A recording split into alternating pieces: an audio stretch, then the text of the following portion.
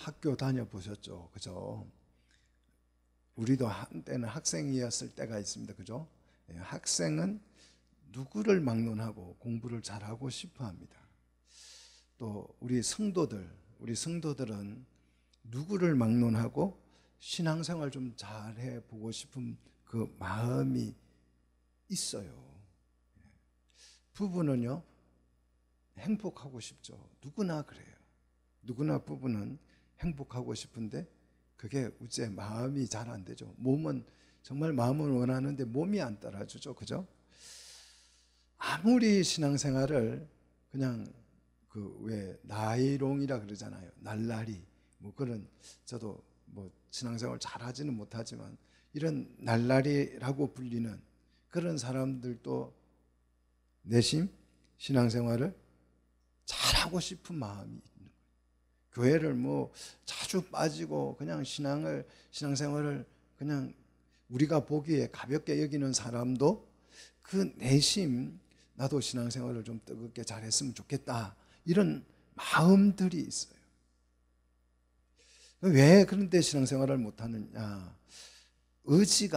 약한 의지가 문제일 수도 있지만 어떻게 신앙생활을 해야 잘하는 건지를 잘 몰라서 못하는 경우가 정말 많습니다. 어떻게 하면 신앙생활을 잘하는 것입니까?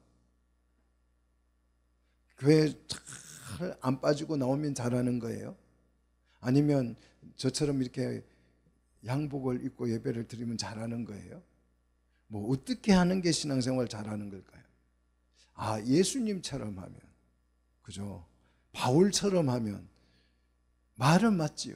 예수님처럼 바울처럼 신앙생활하면 잘하는 거죠. 그런데 우리 성도들에게, 또한 우리에게 예수님처럼 해라, 바울처럼 해라 이렇게 요구하는 것은, 이거는 뭐 감당이 안 되잖아요. 우리가 어떻게 예수님처럼 살고 바울처럼 살 수 있겠습니까? 너무 무모한 요구잖아요. 어떻게 하면 그러면 신앙생활 잘하느냐? 되게 이렇게 물어보면 말씀대로 하면 되지 그래. 말씀대로 하면. 그럼 말씀대로 하면, 말씀대로 신앙생활을 하면 잘하는 것입니까? 정말 옳은 얘기죠. 신앙생활 잘하는 것은 말씀대로 하는 게 맞아요. 그런데 말씀대로 신앙생활을 한다는 게 도대체 뭐예요? 어떻게 신앙생활을 해야 말씀대로 하는 거예요? 바리새인처럼 하면 말씀대로 하는 건가요?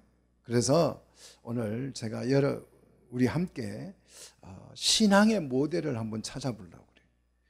우리 신앙생활 정말 모범적으로 했던 사람을 우리가 한번 성경을 통해서 조명해보고 우리의 신앙생활을 좀 활력을 넣고 또 힘을 얻고자 합니다. 제가 소개할 이분은 정말 훌륭한 신앙인으로 평가를 받고 하나님도 훌륭하다고 인정을 하지만 그렇게 크게 알려지지 않는 사람입니다. 또 이 사람의 그 신앙 업적을 보면 다윗처럼 그냥 내세울 만한 그런 업적도 없고요. 무슨 교회 안에서 엄청난 공로를 세운 것도 없어요. 또 위대한 멋있는 여호와는 나의 목자시니 하는 그런 정말 위대한 신앙 고백도 없고, 하늘에서 엘리야처럼 불이 떨어지게 하는 그런 표적을 행한 것도 없습니다. 출신도 재력도 그렇게 변변치 않고, 그러니까 주목을 못 받겠죠. 그냥 무명의 사람입니다. 그저 평범한, 그래서 우리와 너무 잘 어울리는 이 사람이 했으면 우리도 신앙생활을 잘할 수 있다. 아멘입니까? 이런 사람도 했으면. 제법 신앙생활을 오래 했어도 이 사람에 대해서 처음 들어보는 분들도 있을 거예요. 그러나 우리 하나님의 눈에는 이 사람이 정말 보물 같은 귀하게 보이는 그런 존재였습니다. 이 사람이 누구냐? 오늘 본문에 소개하고 있는 레갑의 사람들이에요. 레갑의 사람들. 이 레갑의 사람들의 조상이 누구냐? 조상을 한번 따져봐야 되겠죠. 이 레갑을 알려면, 이 레갑은 누구냐 그러면 창세기 15장 19절에 가서 보시면 이 레갑의 조상이 어디에 나온다고요? 창세기에 나온다고요. 창세기 15장 19절에 가보면 괜이라고 소개되어 있습니다. 괜. 이 괜, 글자가 하나예요. 괜이라는 사람. 그런데 이 괜은 정말 나이가 엄청 많아요. 누구 시대의 사람이냐 그러면 아브라함 시대의 사람이. 아니, 아브라함보다 훨씬 더 앞선 사람일 수도 있습니다. 아브라함이 갈대 우르에 살다가 어디로 이사 왔어요? 가나안으로 왔어요. 가나안으로 왔을 때 이미 이 걔는 그 가나안에 살고 있었어요. 자, 이 아브라함이 가나안 땅에 왔을 때에 가나안에 이미 살고 있는 사람들을 우리는 뭐라고 불러요? 가나안 원주민들이라 그러잖아요. 아브라함 당시에 이 가나안의 원주민들의 상태는 어떤 상태였습니까? 거의 막 죄가 부패해가지고 소돔 고모라 생각하면 되죠, 그죠? 굉장히 부패해서 이들은 완전히 멸망할 수밖에 없는, 멸절될 수밖에 없는 상태에 있었던 사람들이었어요. 하나님이 왜 아브라함을 가나안 땅으로 불러들였습니까? 이 가나안 원주민들이 너무 부패를 해서 이들이 멸망하고 나면 그 땅을 누구에게 주기로 약속했어요? 아브라함 자손에게 주기로 약속했잖아요. 그래서 아브라함에게 언약을 맺잖아요. 내가 400년 후에 이 땅을 너의 후손에게 주리라 그랬어요. 우리 조선이 이시조선 500년이라 그러잖아요. 그러니까 한 나라가 세워져서 이제 망할 때가 한 400~500년 되는 것 같아요. 이 500년도 굉장히 오래 지속된 거죠. 대한민국은 지금 뭐 100년 남짓밖에 안 됐잖아요, 세워진 지가. 이 500년을 뭐 신라 1000년, 굉장히 오래된 나라죠. 자, 400년 후에 이 가나안 부족들은 멸망할 수밖에 없을 정도로 심각하게 타락해 버릴 사람들이었어요. 그래서 하나님은 아브라함에게 맺어졌던 그 언약대로 여호수아 장군에게 가나안을 정복하라고 명령합니다. 정복하되 그 가나안 사람들을 어떻게 하라고요? 성경의 용어를 빌리면 진멸하라고 그래요. 진멸하라. 자, 이 겐이라고 하는 사람은 아브라함이 오기 전에 가나안 원주민으로 있었던 사람이. 그렇다고 한다면 이 가나안의 원주민 이 겐이라는 사람도 당연히 여호수아의 칼날에 어떻게 돼야 돼요? 진멸당해야 할 사람 중에 하나였어요.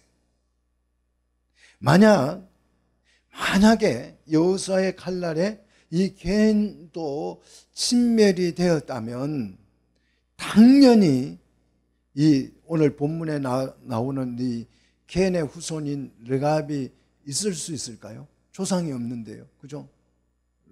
이 르갑이라는 사람도 없었을 것입니다. 그렇다면 이게 무슨 뜻이에요? 여호수아가 가나안을 정벌할 때, 침멸할 때에 겐 사람들은 죽였다 살렸다.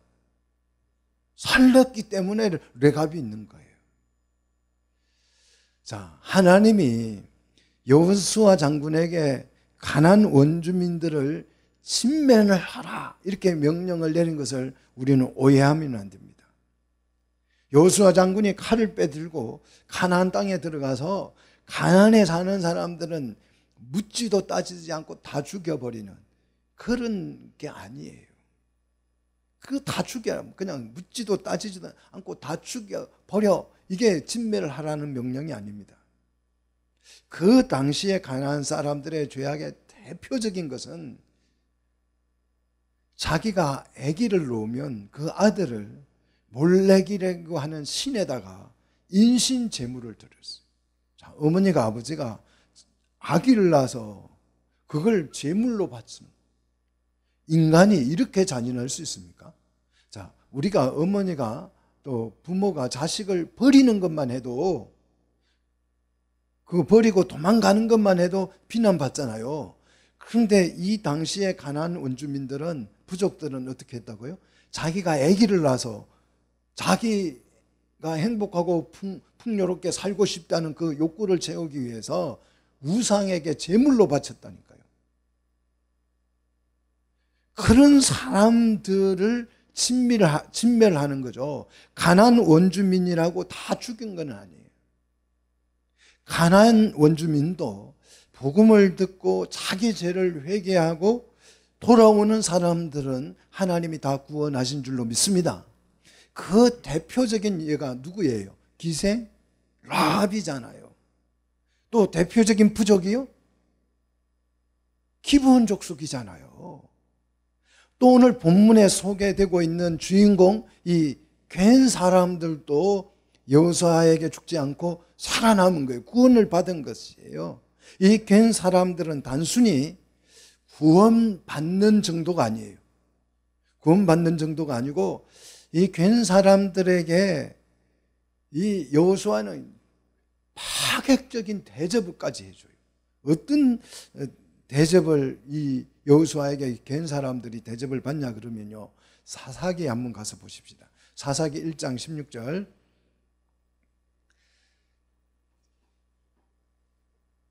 자, 사사기 1장 16절 같이 읽겠습니다.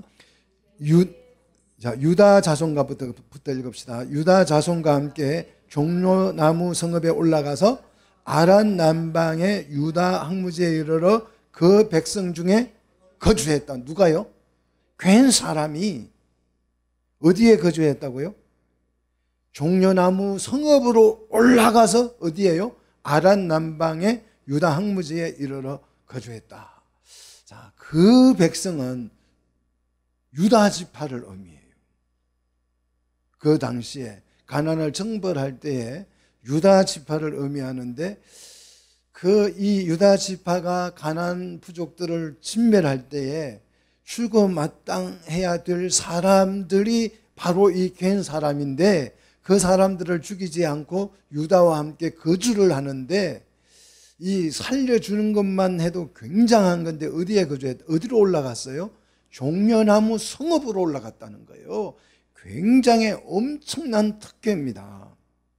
자, 이 종려나무 성읍에 거주했다는 의미가 보통 의미가 아니에요. 어떤 의미인지 자, 사사기 4장 5절로 가서 한번 보십시오.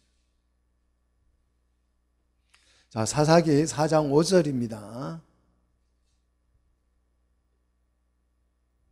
자, 같이 읽습니다. 그는 에브라임 산지 라마와 베델 사이 드보라의 종려나무 아래 거주하였고 이스라엘 자손은 그에게 나아가 재판을 받더라 그랬어요. 그는 누구냐 그러면 여사사 드보라를 말해요. 드보라가 이제 이스라엘을 통치하는 사사가 됐어요. 이 사사는 왕적 권한을 가지고 있는 사람이죠. 나라를 통치하는 사람이죠. 이 사사 드보라가 에브라임 산지 라마와 베델 사이에 드보라의 무슨 나무요? 종려나무라 그랬어요. 종려나무 아래 거주하였고 그 종려나무 아래에서 뭐 했다고요? 이스라엘 자손을 그에게 나아가 뭐 했다? 재판을 했다. 이 재판은 통치한다는 뜻이에요. 그 당시 이 드보라, 이 사사 시대에는 나라를 통치하는 사람이 어디에서 통치했다고요? 왕궁이 아니고 어디에서요? 종려나무 아래서. 그 당시에는 뭐 왕궁 이런 게 없으니까 그 종려나무가 그만큼 어떤 권위, 통치자가 머물 수 있는 최고의 가장 강력하고 힘이 센 사람이 머무는 곳이 바로 종려나무예요. 그런데 이 괜 사람이 그 종려나무 성읍으로 올라가서 유다 자손과 함께 거주했다라고 기록하고 있지 않습니까? 자, 이 말은 이 괜 사람들이 굉장히 대단한 대접을 받았다는 거죠. 여호수아와 유다 자손들에게. 그래서 거의 통치자 수준 반열에 서 있다는 것을 알 수가 있습니다. 괜 사람들은 가나안 원주민으로 멸망받을 수밖에 없었던 사람들이었는데 어떻게 이런 엄청난 특혜를 받았을까? 그래서 오늘 제가 이 괜 사람들을 좀 소개를 해드리려고 그래요. 이 괜 사람들은 왕들이 세운 그 업적들이 몇 가지가 있어요. 이스라엘이 가장 어려울 때에 이 괜 사람들의 그 특별한 역할이 있는데, 오늘 첫 번째 역할은 뭐냐 그러면 이 최초의 여자 사사, 하나님이 여자를 사사로 세울 때는 남자가 남자 구실을 못할 때 그러는 거예요. 예. 그래서 요즘도 여자 목사들이 자꾸 많아지잖아요. 남자 목사가 제대로 목회를 못하니까 여자 목사들을 하나님 세우는 거라고 저는 생각을 합니다. 사사들은 전부 다 남자인데 이 유일하게 여사사 드보라가 등장하는데, 이 여사사 때 드보라 때에 핫솔 왕 그 야빈이 공격을 해와요. 그 시스라라고 하는 그 총사령관을 내세워서 전쟁을 일으킵니다. 그런데 이 전쟁에서 딱 종지부를 찍은 사람이 누구냐? 자, 드보라는 바락 장군이죠. 바락 장군을 총사령관으로 세워서 전쟁에 투입시켜요. 그런데 이 전쟁에서 물론 바락 이 사령관이 전쟁을 승리로 이끌어요. 그런데 이 전쟁의 마무리를 누가 짓느냐 그러면 바락 장군이 짓는 게 아닙니다. 자, 사사기 4장 17절에 여러분 보시면 이 바락 장군에 의해서 이 핫솔 왕 야빈의 사령관인 이 시스라가 도망을 합니다. 자, 4장 17절, 시스라가 그래서 도망하여 어디로 도망합니까? 괜 사람 헤벨의 안에 야헬의 장막으로 숨어요. 왜 이 시스라가 이 괜 사람 헤벨의 안에 야벨의 장막에 몸을 숨기느냐 하면 이는 하고 설명하죠. 이는 왜 그랬어요? 핫솔 왕 야빈과 괜 사람 헤벨의 집 사이에는 뭐가 있었다? 화평이 있었다. 무슨 뜻이에요? 이 야빈과 이 괜 사람 헤벨은 서로 상호 평화 조약을 맺고 있었다는 거예요. 그래서 이 시스라가, 야빈 왕의 총사령관인 이 시스라가 도망을 하는데 야벨의 장막으로 도망을 가요. 그래서 이 야엘은 시스라 장군을 이제 영접합니다. 서로 평화 조약이 맺어져 있으니까 빨리 들어오라고 이렇게 영접을 해요. 그리고 이 시스라의 마음을 안심시켜줘요. 그리고 전쟁에서 쫓겨다녔으니까 얼마나 피곤했겠어요. 정말 너무너무 피곤했겠죠. 그래서 잘 먹여서 이제 잠을 재웁니다. 시스라가 이제 잠을 자니까 이불을 덮어줘요. 자, 그렇게 덮어서 깊이 잠든 것을 확인하고 이 야엘이 어떻게 하냐 그러면 그 장막 말뚝을 가져다가, 이 좀 잔인한 얘기지만 시스라 장군 간자놀이에 그 말뚝을 박아서 죽여요. 그래서 이 전쟁이 끝이 나버린 거예요. 적의 총사령관을 죽여버렸으니까. 이스라엘이 위기에 처할 때마다 이 괜 사람들이 갑자기 등장을 해서 도와주는 일을 해요. 이뿐만 아니고 이제 이스라엘이 남북으로 나뉘잖아요. 다윗 때 솔로몬을 지나서, 그죠? 근데 이 남북으로 나뉘어진 이스라엘이 가장 부패한 때가 언제냐 그러면 오므리 왕조 때예요. 오므리가 이제 북이스라엘을 통치할 때에 이 오므리 왕조 때 중에서도 오므리의 아들 아합 왕 때, 아합 하면 여러분 이제 누구나 다 알잖아요, 그죠? 이 아합의 아내가 누구죠? 이세벨이죠. 이거는 정말 악인으로 우리는 다 기억하고 있어요. 가장 나쁜 왕으로. 자, 나쁜 왕이 통치를 하면 나라는 가난할까요? 부자가 될까요? 예? 가난해질까요? 부하게 될까요? 헷갈리죠? 우리는 상식적으로 좋은 왕이 통치를 하면 나라는 잘 살고 나쁜 왕이 통치를 하면 나라는 못 살 거다 이렇게 생각하는, 그렇지 않아요. 아합 왕 때의 북이스라엘이 가장 부강했어요. 경제적으로 정말 어마어마하게 부유했습니다. 이게 정말 시사하는 의미가 굉장히 깊습니다. 경제적으로 부강해지면 사람은 어떻게 된다? 타락한다는 거예요. 자, 인류 역사를 통계적으로 봐도 그렇습니다. 물론 좋은 왕이 통치를 하면 잘 되는 게 맞아요. 그런데요, 신기하게 인류 역사를 보면 나라가 잘 살면 타락해요. 신라가 그랬고 로마가 그랬고 지금까지 모든 인류가 그래요. 다 부하게 됐다가 영국이 어마어마한 나라잖아요. 해가 지지 않는 나라였다고 그랬잖아요. 얼마나 지금 부패했습니까? 동성연애가 가장 많이 나오는 곳이 영국이잖아요. 인류 역사를 봐도 그렇고 성경을 봐도 그렇고요. 이 부유해지니까 사람들이 타락을 해요. 자, 그래서 꼭 부자로 사는 것이 좋은 것만은 아닐 수 있습니다. 아하왕 때에 이스라엘은 이 남북이 쌍으로 부패를 합니다.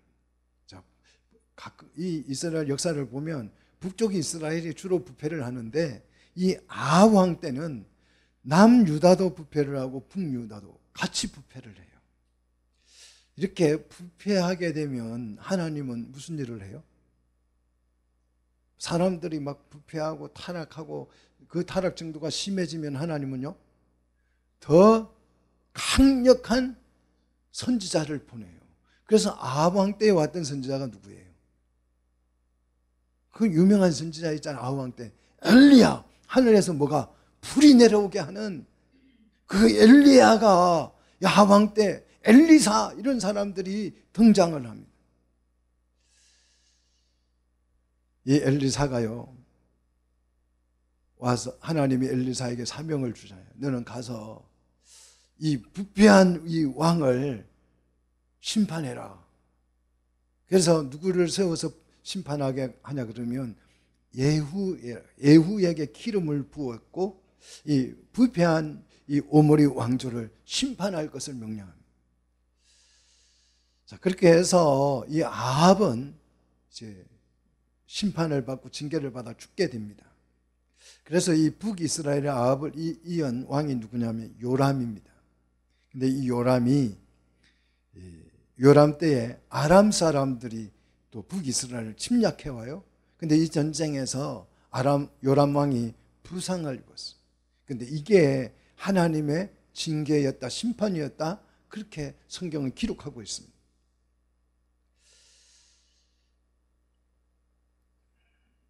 이때 이 남유다 왕은 아하시야 왕이에요. 아하시야 왕인데 북 요람 왕이 전쟁에서 부상을 입었다는 얘기를 듣고 이 아하시야 왕이 문병을 가요.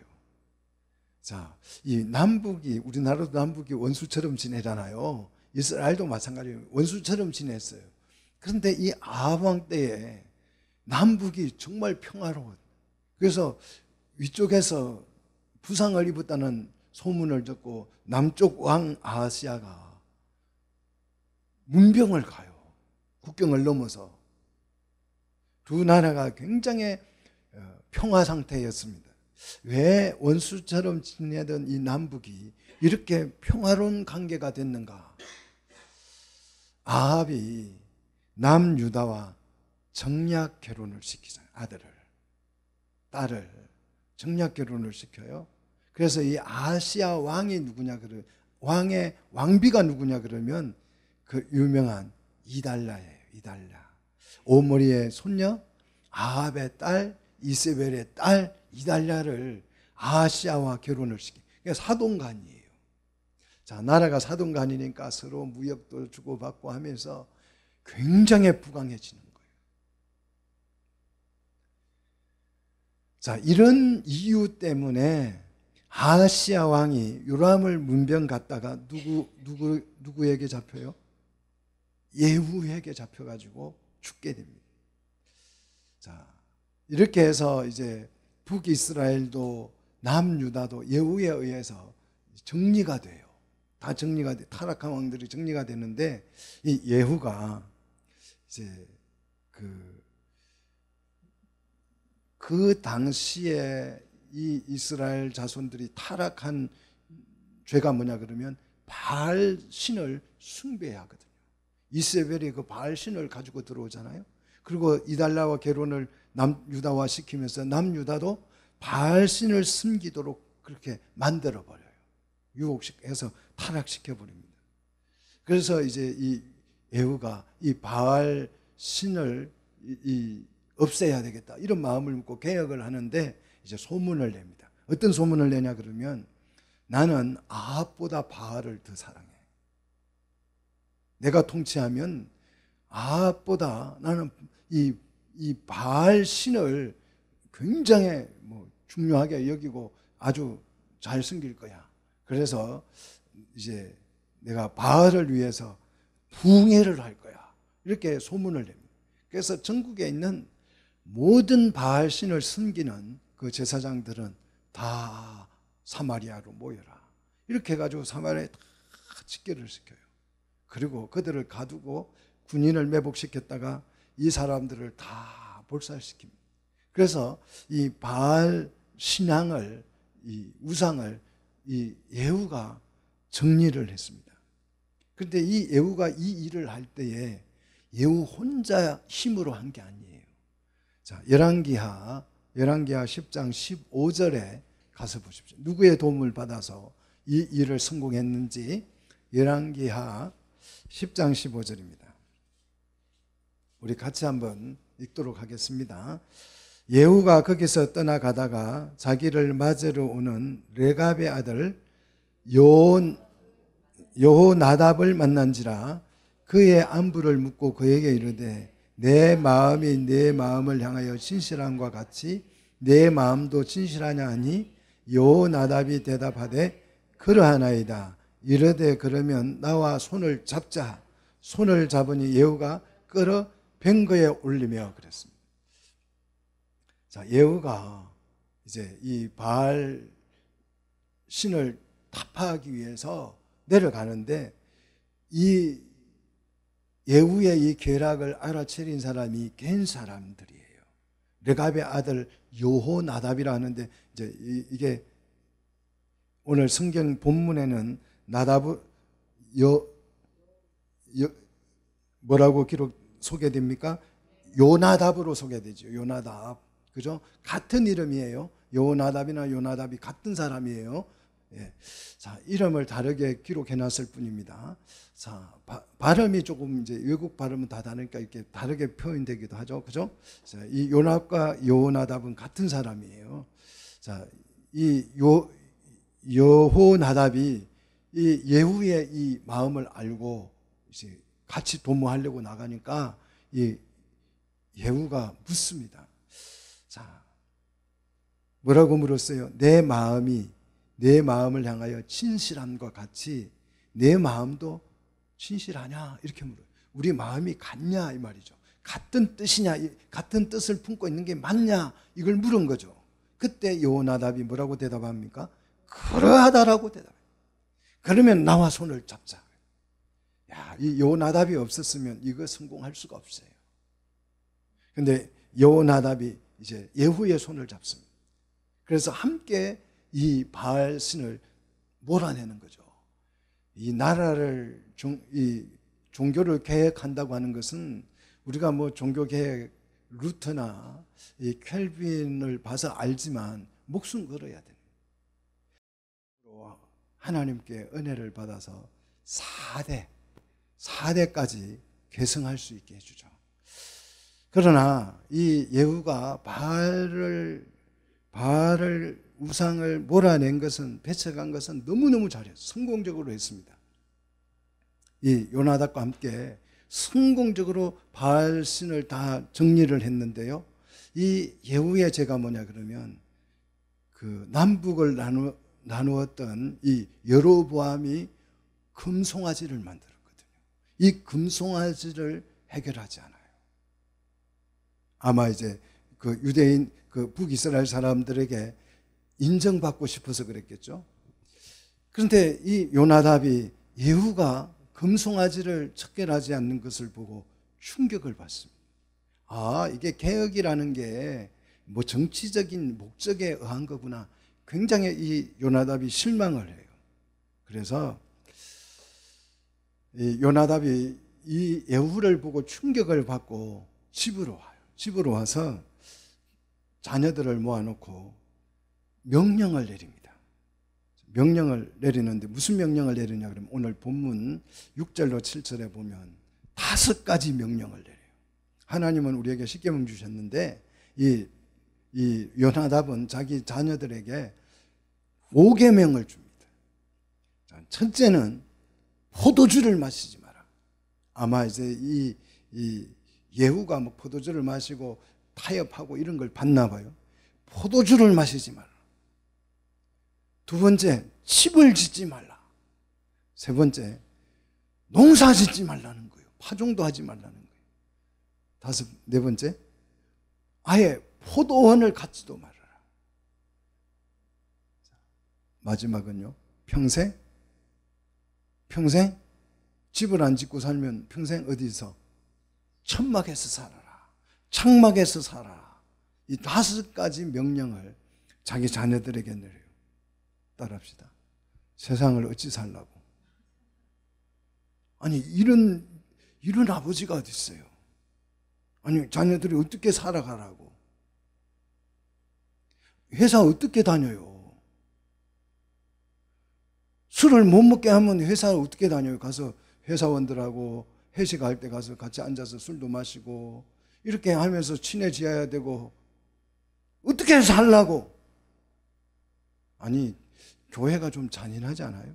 우리 교인들 다 직장 다니고 사회생활 해야 되는데 목사님들이야 뭐 교인들하고만 다니니까 술 안 먹어도 누가 뭐라 하겠어? 누가 술 안 먹는다고 뭐 목사를 왕따시킬 교인이 누가 있겠어요?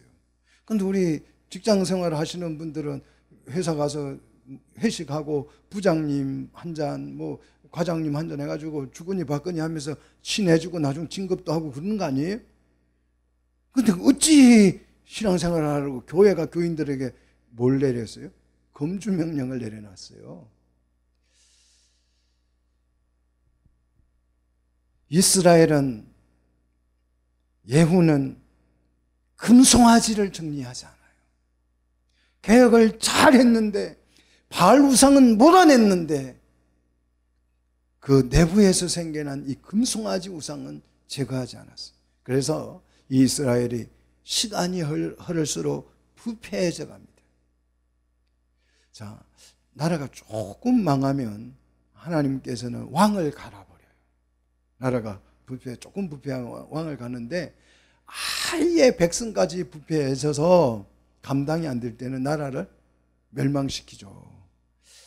자, 이 이스라엘이 이제 금송아지 정리하지 않음으로써 완전히 나라가 망할 정도로 백성까지 다 부패를 해버렸어요.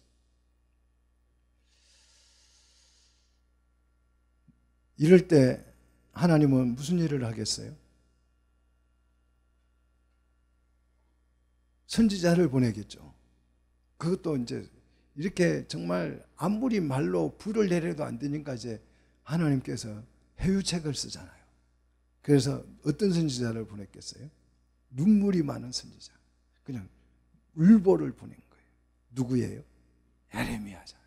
에레미야가 와서 그냥 길거리를 돌아다니면서 울며 불며 막 회개하세요. 회개하지 않으면 이 나라가 망합니다. 소리 지르고 울면서 통곡하면서 그렇게 별명이 그냥 눈물의 선지자 울보라고 붙었어요. 그러나 이 남북 이스라엘은 회개하지 않죠. 회개하지 않습니다. 아무리 외쳐도 회개하지 아니하니까 에레미야에게 하나님께서 이런 말씀을 또 주셔요. 오늘 본문 2절. 자, 에레미야 2장 35장 2절 보십시오. 레갑 사람들의 집에 가서, 야, 이때까지 레갑 사람들이, 가나안 원주민이 이때까지 지금 레갑 사람들이, 후손들이 살아있는 거죠. 그죠? 레갑 사람들의 집에 가서 여호와의 집으로, 그랬어요. 여호와의 집은 성전이죠. 자, 예루살렘 성전으로 모시고 와서 그들에게 뭘 대접하라? 포도주를 대접하라는 거예요. 그래서 에레미야가 그 말씀을 듣고 모든 레갑 사람들을 성전으로 모시고 와요. 초청을 합니다. 자, 여기 보십시오. 모든 레갑 사람들이라 그랬어요. 모든 레갑 사람들을 다 초청했으니까, 자, 괜 때부터, 아브라함 때부터 이 족속이 쭉 살아왔으니까 어마어마해졌겠죠, 인구가. 그죠? 그렇지 않겠어요? 그런데 모든 사람을 초청했다, 레갑 사람을 초대했다 그런 걸로 봐서 이 레갑 사람들의 숫자가 많았다 적었다? 적었다는 거잖아요. 왜 적었을까요? 아니, 포도주도 먹지 마라, 집도 짓지 말라, 농사도 짓지 말라, 포도원도 갖지 말라, 평생 천막에서만 살아. 그러니까 이게 뭐 잘 될 수가 없어요. 잘 될 수가 없는 거예요. 레갑 사람들은 소수에 불과했던 것으로 짐작이 됩니다. 정말 파종도 안 하고 집도 안 짓고 그 명령을 지키고 살았으니까 어쩌면 이게 당연한 결과일 것입니다. 아마 찢어지게 가난했을 것입니다. 피죽도 제대로 못 먹었을 것이 뻔합니다. 그런데 이런 사람들을 모시고 와서 에레미야 선지자에게 그들에게 포도주를 대접하라는 거예요. 그래서 에레미야가 5절 보시면 이 레갑 사람들의 후손 앞에 포도주가 가득한 종지와 술잔을 차려놓고 마시세요 하고 권합니다.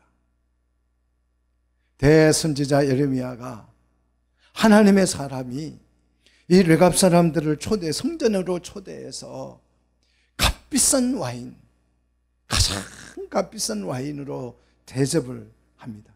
마셔야 될까요? 말아야 될까요? 여러분, 어찌해야 될까요? 어찌하오리까?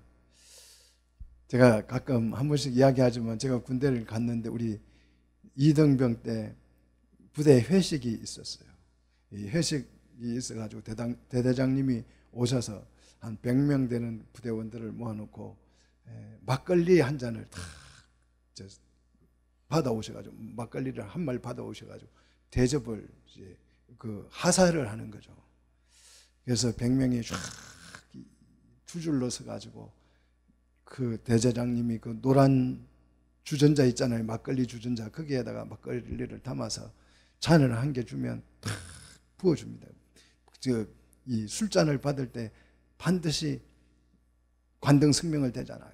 관등성명 대고 탁 불어주면 탁 마시는데요. 야, 제가 한 중간쯤 서 있는데 제 차례까지 오는 거예요. 안 올 수가 없잖아요. 굉장히 이제 마음에 막 혼자서 갈등이 생기죠. 저걸 먹어야 되나 말아야 되나, 마셔야 되나 받지 말아야 되냐.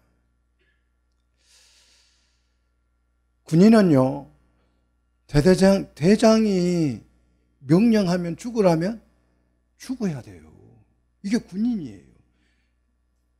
명령을 내리는데 딱 술을 주면서 그 명령이잖아요. 술 마시라고. 마셔. 그러면 관등성명 되고 마셔야 되잖아요. 근데 제 차례까지 오는데 온갖 생각이 다 들어요. 친구가 야, 한잔 해라. 그래도 거절하기가 어렵잖아요. 예? 또 직장 상사가 한잔 해. 그러면 그거 상사한테 잘못 보이면 진급도 안 되고요. 곤란하잖아요, 직장 생활. 직장 상사도 그런데 군에서 대대장이 명령을 하는데 이등병이 그걸 거절하기가 사실 어렵습니다. 그런데 하나님께서 딱 담대함을 주셨어요. 술잔이 딱 오는데 옆에서 고참이 술잔을 딱 자기가 마시고 나서 넘겨줘요. 차례 짜서 딱 해. 이병 김종준, 예수 믿습니다. 예수 믿습니다. 그러니까 대대장이 씩 웃고 그냥 이러더라고요. 그러니까 이제 술잔도 안 받았죠. 그러니까 옆으로 이제 저를 건너뛰고 그래서 끝나군. 이제 이렇게 끝나는구나. 별거 아니네. 이러는데 회식이 끝나자마자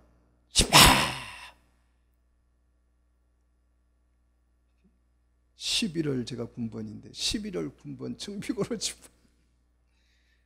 엎드려 받쳐. 그래가지고 빠따를 한 5명 시비를 군번되는데 때리는데 저는 좀 인상이 꽤 괜찮아 보이잖아요. 그죠? 저는 맞는 거 죽기보다 싫어하는 사람입니다. 저는 개겼어요. 그래서 확실하게 개겼어요. 그런데 제가 인상이 좋아서 안 맞은 게 아니고 사실 알고 보니까 우리 하나님께서 보호하신 것이라고 믿어요. 정말 11호 군번들에게 미안하지만 진짜 많이 맞아요. 비 오는 날 멋지나도록 만졌습니다. 에레미야 선지자가 레갑 사람들을 성전으로 초대해 놓고 청중하게 포도주를 대접합니다. 이걸 어떻게 거절합니까? 그런데 이 레갑 사람들이 담대하게 거절해요. 근데 그 거절하는 이유가 뭐냐? 자, 우리 선조 요나답이 포도주를 먹지 말라고 명령했기 때문에 우리는 선조의 명령에 따라서 포도주를 마시지 않습니다. 이 요나답의 명령을 300년 넘게 지금 이 레갑 사람들이 지켜오고 있는 거예요. 그 예후 때부터 시작해가지고 지금까지, 이 에레미야 때까지. 12절, 그때 하나님이 에레미야에게 이렇게 말씀합니다. 13절, 하나님의 백성은 하나님의 말씀에 순종하지 않는데, 14절, 레갑의 아들 요나답이 그의 자손들에게 내린 그 명령은 그의 자손들에게 시행이 되고 있도다. 하나님은 끊임없이 명령하는데도 하나님의 백성들은 그 명령을 순종하지 않는데 레갑 사람들은 그 명령에 순종하는도다. 16절, 레갑의 아들 요나답의 자손은 그의 선조가 그들에게 명령한 그 명령을 지켜 행하나 이 백성은 내게 순종하지 않는도다. 17절요, 보라, 유다와 예루살렘의 모든 주민에게 내가 그들에 대하여 선포한 모든 재앙을 내리리니 그 이유가 뭐냐? 내가 그들에게 말하여도, 주의 백성들에게 말하여도 그 주의 백성들은 듣지 아니하며 불러도 대답하지 아니함이라 그랬어요. 저는 항상 제가 어렵고 힘들 때 하나님을 부릅니다. 근데 어려울 때 어려울수록 하나님은 대답을 안 하시는 것 같아요. 경험상. 제가 힘들고 어려울 때 하나님 좀 도와주셔야 돼요. 막 이렇게 하는데 하나님 아무 대답을 안 하시는 것 같아요. 그런 착각이 저는 많이 들었어요. 그런데 오늘 여기 보니까 하나님이 나를 부르시는데 누가 대답을 안 해요? 우리가 대답을 하지 않는 거예요. 보세요. 내 백성은 불러도 대답지 아니하더라. 듣지도 않더라. 그래서 하나님 불러도 대답을 안 해요. 우리가 귀를 꽉 막고. 그래서 욕심에 걸려서 엉뚱한 길로 가다가 고난 당하면 하나님 하고 하나님 앞에 와서 그냥 온갖 말로 쏘아붙이고 왜 안 도와주냐고 불러도 대답도 안 해놓고. 그런데 우리는 그 말씀을 듣지도 않고 대답도 안 한다는 거죠. 이런 우리를 깨우기 위해서 하나님은 오늘 누구를 소개해야 합니까? 우리에게 레갑 사람들을, 요나답 그 자손들을 지금 소개하는 거예요. 봐라, 이렇게 선조의 명령도 지켜 행하는 이 레갑 사람들을 한번 봐라. 이 레갑 사람들을 신앙의 모델로 우리에게 하나님이 소개해 주고 있는 것입니다. 이런 레갑 사람들에게 하나님은 어떤 축복을 해 주시느냐? 자, 19절, 만군의 여호와 이스라엘 하나님이 이같이 말씀하십니다. 레갑의 아들 요나답에게서 내 앞에 설 사람이, 자, 이 요나답에게 하나님 말씀합니다. 내 앞에, 하나님 앞에 설 사람이 영원히 끊어지지 아니하리라. 자, 하나님 앞에 설 사람, 얘는 누구에게 붙이는 관용어냐 그러면 하나님을 섬기는 예배자인, 예배를 집례하는 누구요? 제사장들에게 붙이는 사용하는 표현 어구입니다. 제사장들이 하나님 앞에 예배를 드리는 것을 하나님 앞에 서는 것이라 그렇게 표현해요. 물론 이 이방인인 이 요나답, 레켄 사람, 이 레갑 사람들이 제사장이 됐다 그렇게 볼 수는 없지만 분명한 것은 그들이 하나님 앞에 서서 하나님을 섬기는 사람이 됐다 그 뜻이. 자, 이렇게 해서 나라가 망하고 이제 바벨론의 포로로 끌려가 버리잖아요. 그리고 귀환하잖아요. 그러면 레갑 사람들은 어떻게 될까? 없어지겠죠. 그렇지 않아요. 포로 후에도 이 레갑 사람들이 그대로 생존을 합니다. 자, 느헤미야 3장 14절에 나오죠. 자, 느헤미야 3장 14절 가서 보시면 하나님은 이 레갑 사람들에게 어떤 은혜를 주시냐 그러면 베낫괴렘 지방을 다스리게 해줘요. 포로 귀환 후에 이 레갑 사람들이 그대로 돌아와요. 타락하지 않고 그대로 돌아오니까 하나님이 그들을 축복하시는데 베낫괴렙 지방을 다스리는 사람이 되게 해요. 어떻게 가나안 원주민으로 진멸받아야 마땅했던 이 이방인들이 하나님 앞에서 하나님을 섬기는 사람이 될 수 있었고, 어떻게 이 베낫괴렙 지방을 통치하는 사람들이 될 수 있었는가? 그들이 뭘 귀하게 여긴 거예요? 말씀을 귀하게 여긴 것입니다.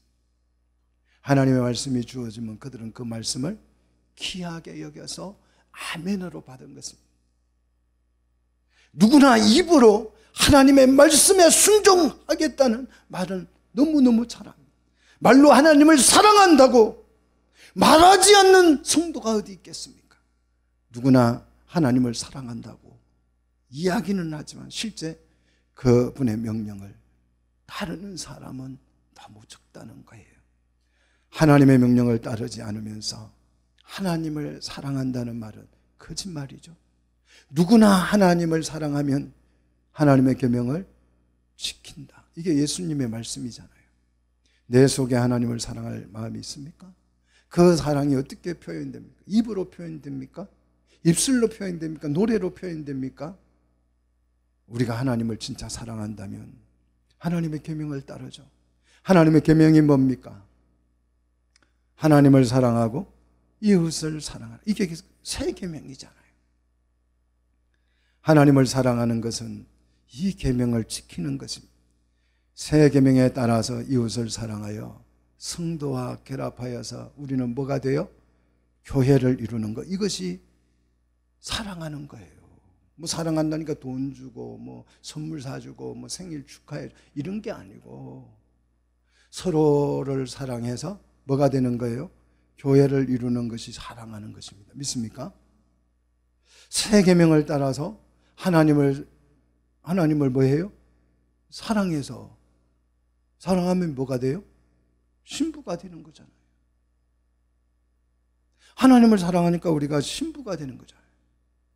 그래서 신부가 되어서 하나님의 백성을 출산하여서 하나님의 통치를 따라서 하나님의 나라가 되는 거죠.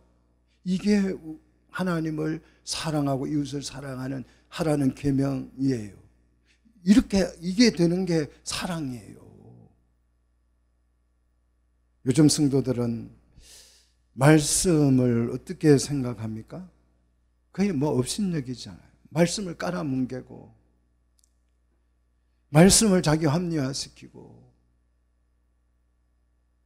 뭐 교회에서는 금주 금년을 명하죠.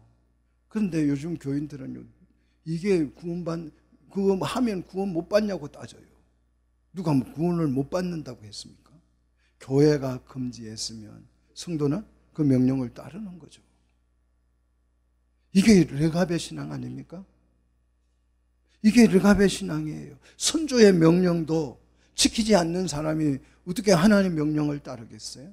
하나님의 백성은 하나님의 말씀을 따르는 줄 믿습니다. 말씀을 귀중하게 여기지 아니하니까 동성애 성평등의 교회 안에서 문제가 되잖아요. 우리 이상호 집사님 대학교 때 나가서 고생하잖아요. 그렇죠? 성평등 때문에, 동성애 때문에. 말씀의 권위가 살아있으면 교회 안에 이게 문제가 된다 안 된다? 될 수가 없어요.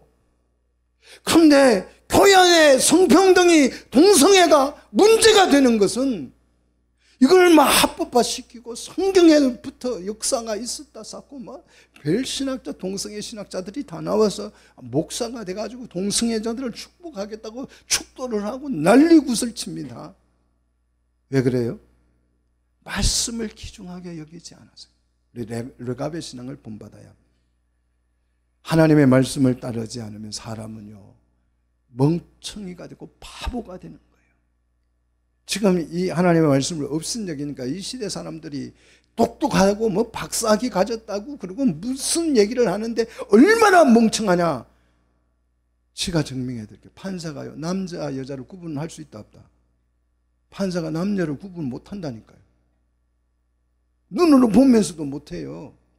교수가 학생들을 가르치는데 여애가 남학생인지 여학생인지 구분해요, 못해요? 구분 못해요. 아니, 교수가 제자가 남자인지 여자인지 구분을 못한다니까요. 이게 얼마나 한심한, 정치인이 남자인지 여자인지 구분을 해요, 못해요? 못해요. 이 정도는 약합니다. 심지어는 자신이 내가 남자인지 여자인지 구분할 수 있어요, 없어요? 자기도 못해요. 자기도 못한다니까요. 그래서 아침에는 남자, 저녁에는 여자. 자기도 남자인지 여자인지 이게 구분을 못해서 헷갈려 해요. 세상이 이렇게 부패했습니다. 왜요? 말씀의 빛을 이렇게. 사랑하는 성도 여러분, 말씀만이 진리입니다. 말씀이 진리인 것을 확신하고 우리는 그냥 말씀 따라가는 거예요. 세상이 어찌 되든 우리는 뭘 따를 것입니까? 르갑의 자손들처럼 말씀을 따를 것입니까? 이게 오늘 하나님이 우리에게 소개하는 신앙의 모델 누구다? 르갑의 사람의 신앙이다. 르갑의 사람들의 신앙으로 우리 한번 무장해가지고 승리하는 우리 성도들이 되시기를 주의 이름으로 축복합니다.